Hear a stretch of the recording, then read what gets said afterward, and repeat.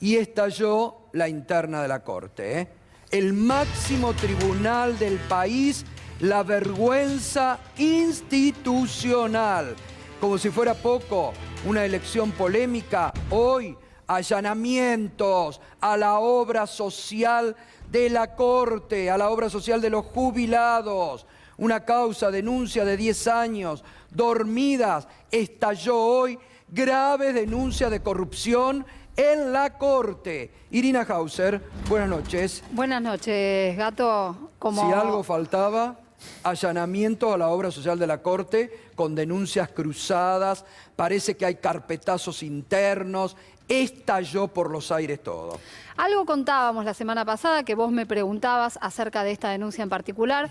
La obra social del Poder Judicial está a cargo de uno de los ministros de la Corte, es Juan Carlos Maqueda.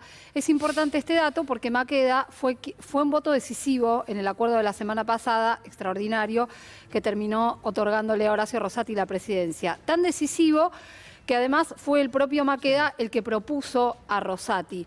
Entonces, imagino que esto que mencionamos como carpetazos puede estar relacionado con esta situación.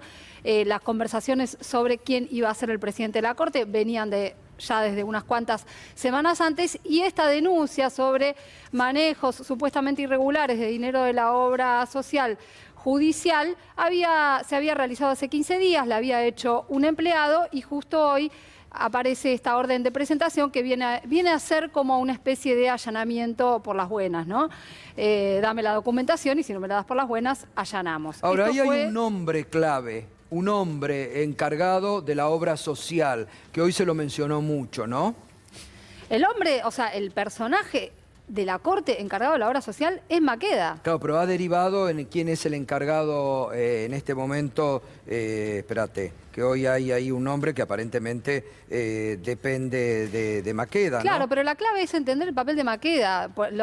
Digamos, las otras personas son las dependientes de él, ¿no? Entonces uno lee una situación de carpetazo en este contexto, o por lo menos de una... Aldo Tolón. Sí. Aldo Tolón, que incluso recién Marcelo Parrilli, el abogado, dijo: atención con este tema, hay que seguir este nombre, porque acá puede estar el hilo para pedir el juicio político a todos los integrantes de la Corte. Atención a este tema, acaba de decir Marcelo Parrilli, abogado, en Twitter recién, ¿no? La verdad es que la situación de la Corte es muy crítica por donde la mires. Denuncias ¿Ahora no referidas... tienen guita guardada la Corte? Sí, tienen algo que y la se obra llama... social también tenía, parece, guardado mucha guita, y todo estalló en la pandemia porque hay muchas quejas del mal funcionamiento de la obra social. Sí, hubo muchas quejas en pandemia, pero también hay que decir que hubo denuncias anteriores. Esta en particular, por la que se produjo hoy esta medida, es una denuncia de hace 15 días.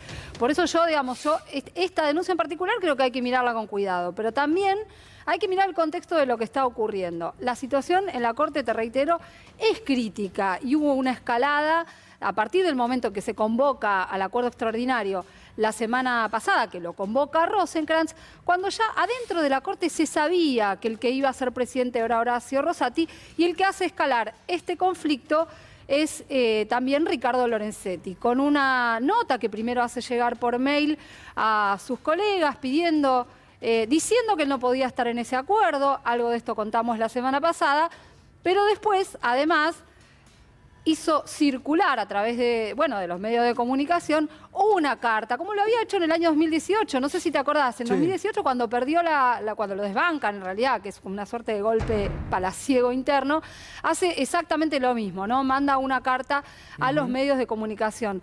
Creo que lo que deja en claro este escenario además es la gran precariedad que hay dentro del funcionamiento de la Corte. Bueno, dice Lorenzetti, este tipo de actos contradice los precedentes y la tradición de la Corte Suprema y ha afectado el prestigio de la institución y de la elección misma. Es decir, estalló la interna en la Corte, ¿no?